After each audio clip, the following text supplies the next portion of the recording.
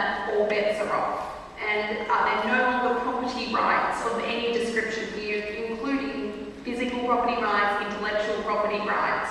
Because there seems to be growing acceptance of the fact that income may now be generated using the investment of others, and should that naturally extend to brand rights, and should we be maybe regulating this? So Trevor, I'll start with you on that one.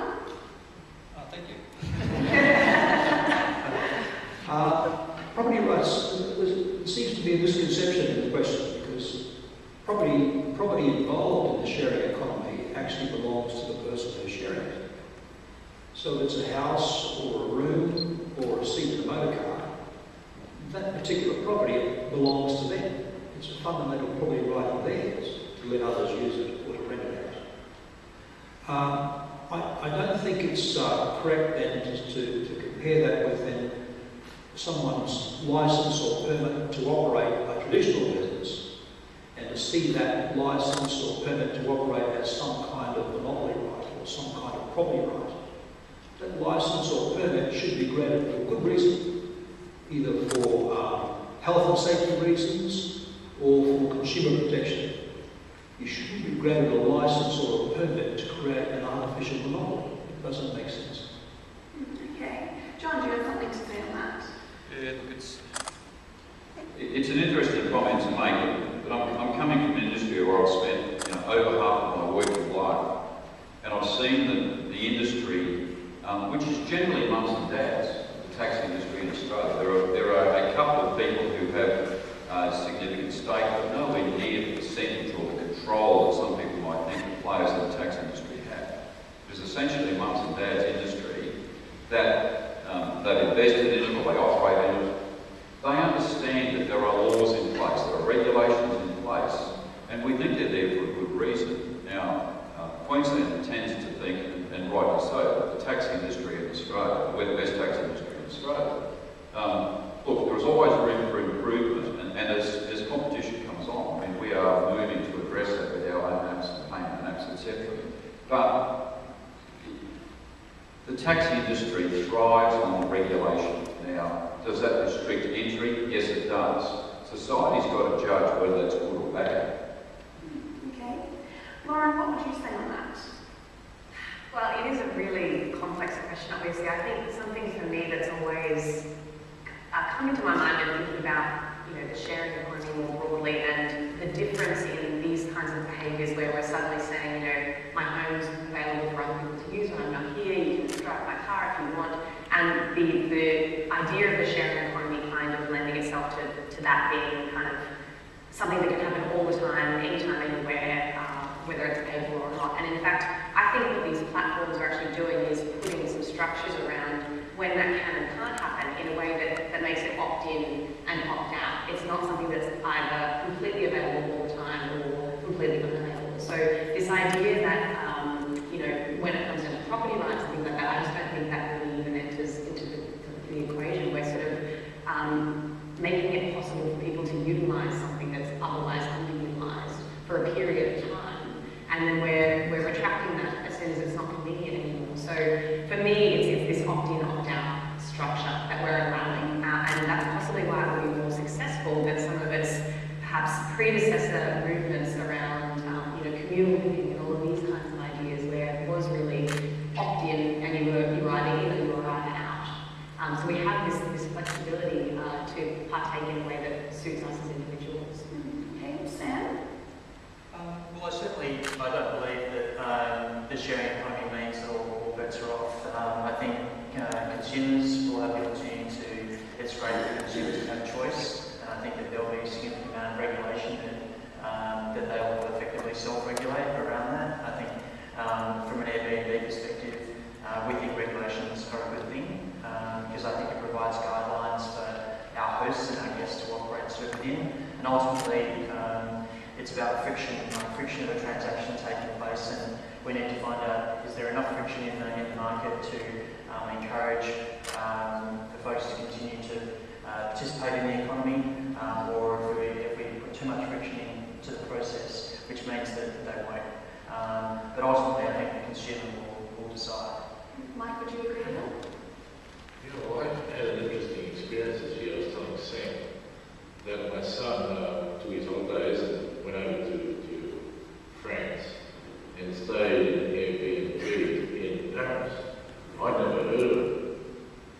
But can I say to you, you know, I think that if we don't have innovation and creativity, you know, we've got to give these ideas, these concepts, an incubation period where they can be incubated.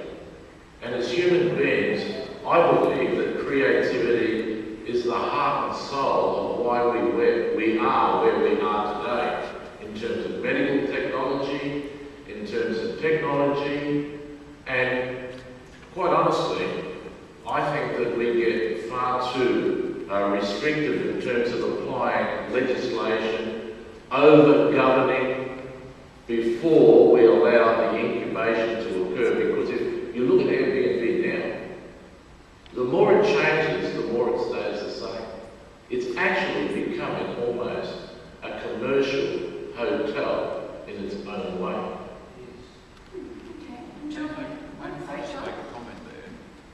Mike, you say you're allowing an incubation period, but there could be some damage done on the way through whilst we're waiting for that incubation. That may not be recoverable. So some people will fall by the wayside just because it's happened that way. Is that fair or not? Absolutely fair, in my opinion, and I'll tell you why. If you remember a few years back when the deregulation of the airline industry occurred, my God, there was a wringing of hands and a gnashing of teeth, and guess what? More people are flying today than ever. It actually transformed the airline industry, right, and made the airline industry affordable to more, not less. Julien, what would you comment on this? So on the legal perspective, I don't have a lot to say. More on how a sharing economy come about and why is it so successful. Obviously there's been a need or a desire for people to enter into their own businesses and create these kinds of businesses. And I think of these taxi drivers. I think they're also mums and dads trying to make a living driving for Uber and the other companies out there. And that's come from possibly economic hardship or other reasons that society governs. So that's one point I think we need to point out. The next one I think is, do we need to legislate more or less? The question may not be, do we legislate those that are operating possibly around certain boundaries or around certain existing legislations.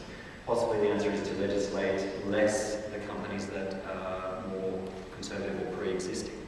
And there might be a balance to be found on that side as opposed to more legislation. I think that there's also a need from the general public to explore and use these products. And again, these companies wouldn't be successful if there wasn't. And there's a demand for that. And I think that the consumer at the end of the day is always the rightful owner of the way that society works. And if they're pushing for this, then that's the direction we're going to be heading towards. But we are seeing some jurisdictions change their regulations. Sam, have you seen that happen? I think certainly, we've certainly seen some legislation in Queensland recently that I think has been, quite progressive and I think also very fair. But more on an international scale, at a country level, France has recently passed legislation in relation to effectively the legalisation of short-term rentals, but they've taken a city and region approach to that. In cities like London and Amsterdam, they've certainly looked at short-term rentals in a different way in terms of how folks can share their own homes or even homes that they're renting. And a big part of what's going on behind the scenes there is they've recognised that many of the laws and regulations that have been in place for, in some instances, hundreds of years, and in other places, the 1970s. All of these things were in place before the internet. And so that has really changed a lot of how folks transact, how they go about things, and I think that's really, really important. I think from more of a matter that's certainly close to home, just yesterday in San Francisco, the government there legislated specifically around the legality of Airbnb in that market. So there are things that are happening. It is taking time, but I think everything needs to be considered. And San Francisco as a housing market is really quite strange. And so there's I think there'll be more to come on that story. But if we come back to Queensland, I think there's the party house legislation recently, which certainly Airbnb is highly supportive of, is it gives local governments the opportunity to, from a geographic base, to actually segregate parts where party houses certainly shouldn't be allowed, and for those local governments to take action. And that's certainly something that we support for. In the transport industry, John, not a lot of regulation is changing. In fact, Uber's being given a cease and desist letter by the Queensland government. Do you think there needs to be changes within Queensland regulation? The government's position is that they aren't going to change the legislation at all. They're actually sitting there watching to see what happens in this space. We don't believe they need to change the legislation. We believe that other companies who want to come in should be challenged to get to that legislation and come to that standard. The taxi industry in Queensland, and as other transport industries, are quite sophisticated with businesses that do have there's a fair commercial value on them. Our question to the government is, why aren't you enforcing the legislation? You mentioned the cease and desist, which was ignored, issued twice, ignored. It just seems to be a civil disobedience campaign in the quest of operating a service that's not meeting the standards that others are providing. It just seems to be a cash grab. Okay. Trevor, is it fair to say all new players in this market should rush to meet existing legislation? No, I think in many cases the industry is dramatically over-regulated. I spent 7 years researching a book on Australian tourism and travel law. There are literally thousands of regulations that strangle this industry wherever you look at it. To then say, here's some new entrants with some innovative ideas, we're going to strangle these new entrants in memory because of this big bunch of inappropriate regulations, I think is very bad thinking. If I could make one comment on the taxi industry, with all due respect to John here. I did some research into this subject. I asked a taxi on my home to the airport this morning, and I asked a taxi from the airport to here today. A taxi licence in Sydney peaked at $450,000. Taxi licence in Queensland is $500,000. The driver in Sydney was from the Middle East. The driver from Brisbane was from India. Recent immigrants. The driver in Sydney is making $10 an hour. The driver here is making $8 an hour. So it's not as if really that they're making a fortune. The person with the taxi licence is making a fortune, and the taxi licence is issued. It should be for health and safety reasons, consumer protection. It should not be to overlay the whole transaction with this huge investment where someone will be seeking a return. John, I'll give you a reply to that. Thank you. There is taxi drivers are the worst paid in the world when you talk to them. I see the results of hundreds of cabs, and I see what incomes they drivers really generate. I've got to tell you, $8 to $10 has been around for the last 20 years. It's just ain't right. There's no way the drivers are making that sort of money. They're making significantly more. If you check with these people here, they will tell you, because they operate cabs. There is a misconception that the price of the licence impacts upon the fare box, but it doesn't. It's never been linked. It is just the price that people pay to invest in the taxi industry. Once again, there is this perception that the cost of the licence puts up fares. I've heard them over the years by $2 or $3, and it's just it doesn't happen